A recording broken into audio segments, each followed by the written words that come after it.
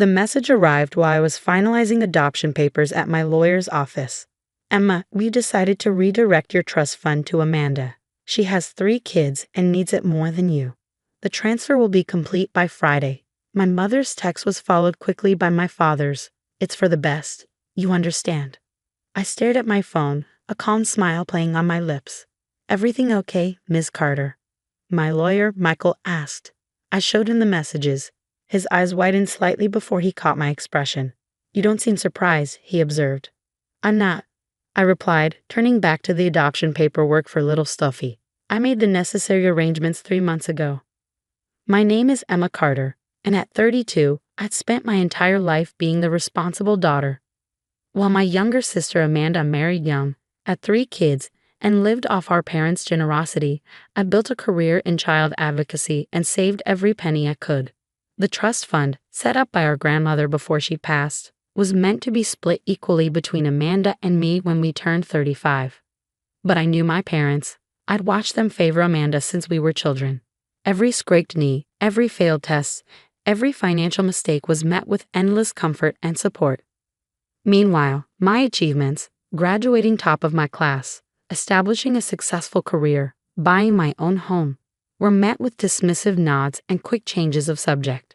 3 months ago, during a family dinner, I overheard them discussing Amanda's latest financial crisis. Her husband Tom had lost money in another risky investment, and they were struggling to maintain their lavish lifestyle. Emma's trust fund could help them, my mother had whispered to my father. She doesn't even have a family to support. They didn't know about Sophie then.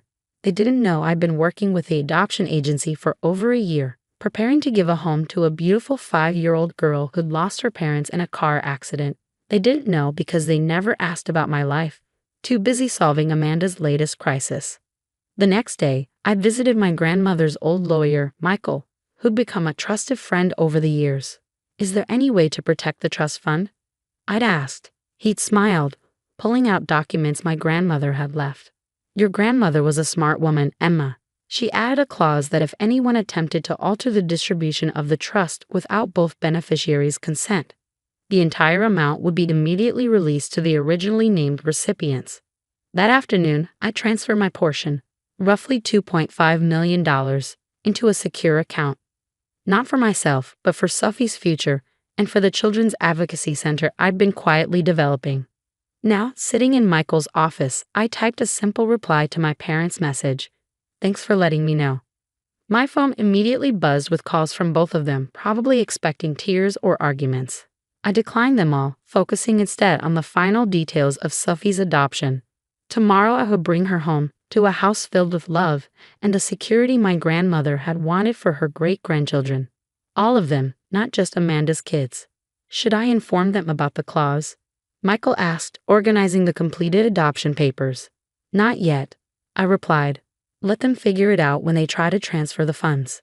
Besides, I smiled, looking at Sophie's photo on my desk. I have more important things to focus on right now. As I left his office, my phone kept buzzing with messages from my family.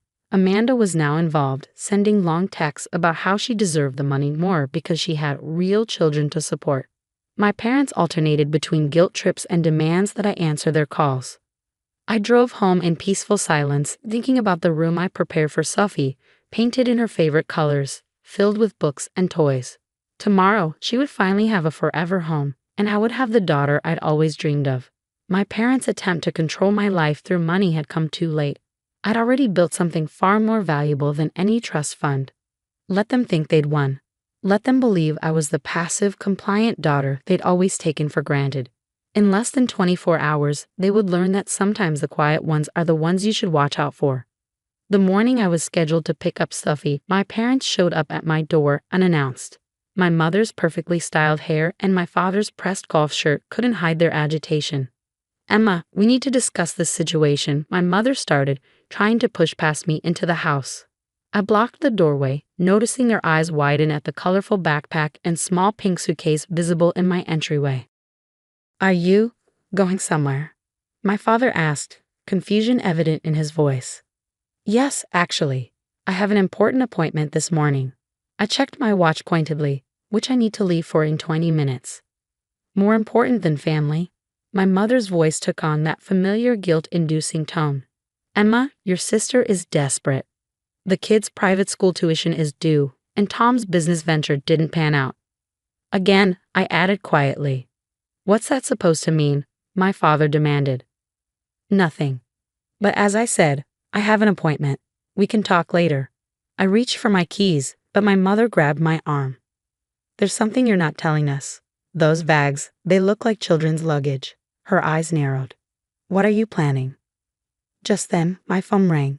Michael's office. I need to take this, I said, gently removing my mother's hand.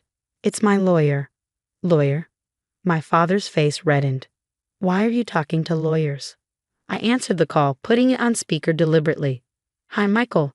Am I still good to pick up Sophie at 10? Yes, everything's set. The adoption papers are all finalized. She's very excited to meet her new mom. The silence that followed was deafening. My parents stood frozen, their faces cycling through shock, confusion, and something that looked almost like fear. Adoption. My mother whispered. You're adopting. Without consulting us. I'm 32, Mom. I don't need your consultation or permission. I picked up Sophie's backpack. Now, if you'll excuse me, my daughter is waiting. Daughter. My father's voice cracked. But what about the trust fund? We've already promised Amanda. That's not really my concern, I replied, locking my door. You made your decision about the money. I've made my decision about my family. You can't afford a child without that trust fund. My mother blurted out. You need to stop this nonsense right now. I turned to face them, finally letting some of my suppressed feelings show. You know what's interesting? In all these years, you never once asked about my savings, my investments, my plans. You assumed I had nothing because I didn't flaunt everything like Amanda does. You thought that trust fund was my only resource, didn't you? They exchanged uncertain glances. My father cleared his throat. Well, on your salary. My salary as a senior child advocate, plus my investments, plus the money Grandma left me directly in her will, separate from the trust fund, have left me quite comfortable. I smiled at their shocked expressions.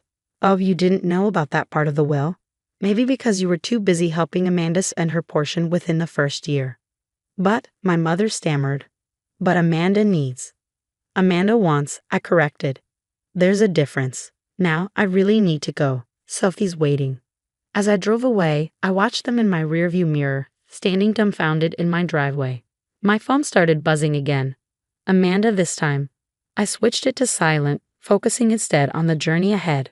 The adoption center was bright and welcoming, and Sophie was waiting in the play area, clutching her favorite stuffed elephant.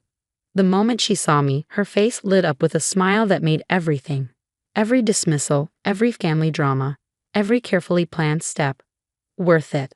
Ready to go home, sweetheart? I asked, kneeling down to her level. She nodded enthusiastically, then hesitated. Will they like me? She asked quietly. Who, sweetie? Your family. Will they like me? I hugged her gently. You and I are family now, Sophie. We're going to build our own kind of family, filled with love and trust and support. And yes, that'll love you, once they get to know you. But for now, it's just us. And that's perfect. As we drove home, Sophie chattering excitedly about her new room, I received a text from Michael. Your parents just tried to access the trust fund.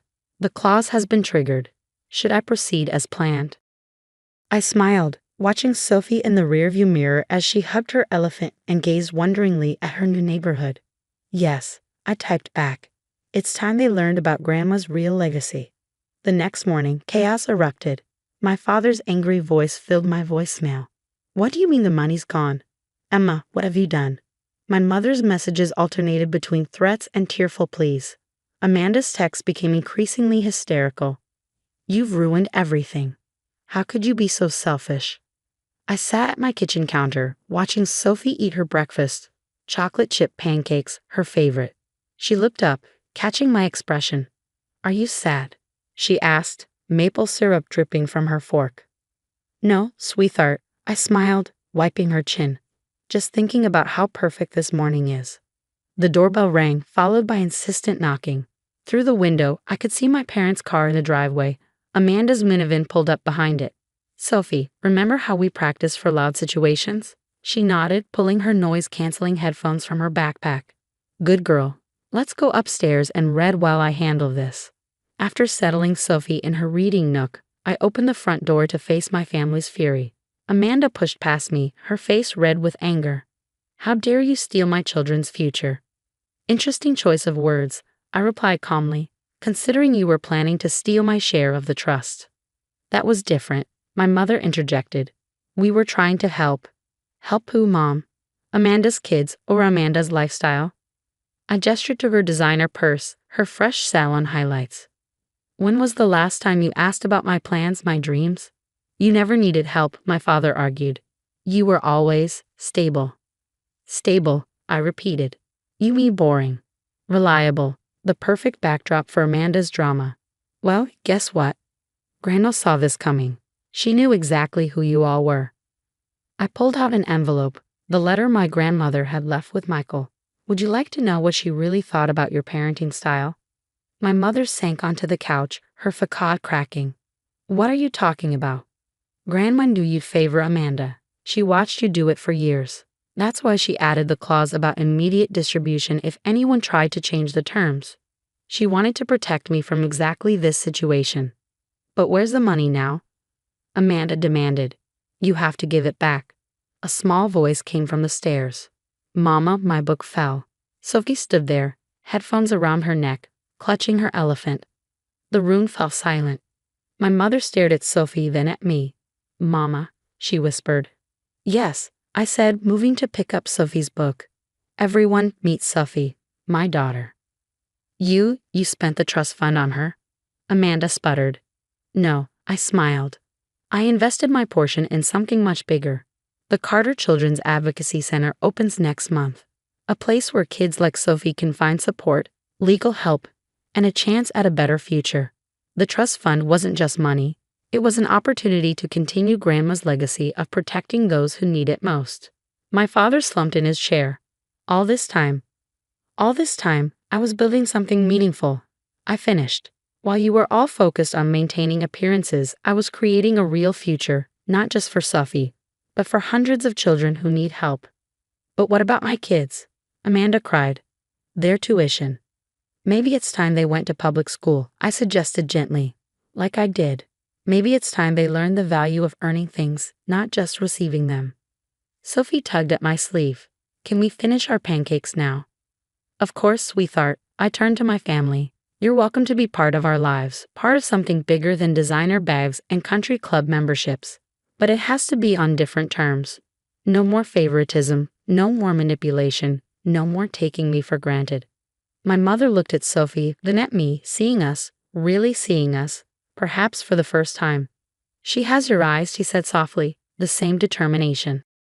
She has Grandma's spirit, I corrected. And like Grandma, I won't let anyone take advantage of those I love. As my family filed out, subdued and thoughtful, I returned to the kitchen with Sophie. Are they mad? She asked, picking up her fork. They're learning, I replied, pouring more syrup on her pancakes. Sometimes people need to lose something to understand its value. That evening, as Sophie slept surrounded by her books and toys, I received one final text from my mother. Your grandmother would be proud. Maybe we could visit the advocacy center when it opens. I smiled, typing back, Sophie would like that. She loves story time if you're interested in reading to the children there. Sometimes the best revenge isn't about getting even. It's about building something better from the ashes of others' mistakes. Sophie and I had created our own kind of family, and maybe, just maybe, we could help my parents and Amanda build something better too. But this time, it would be on our terms.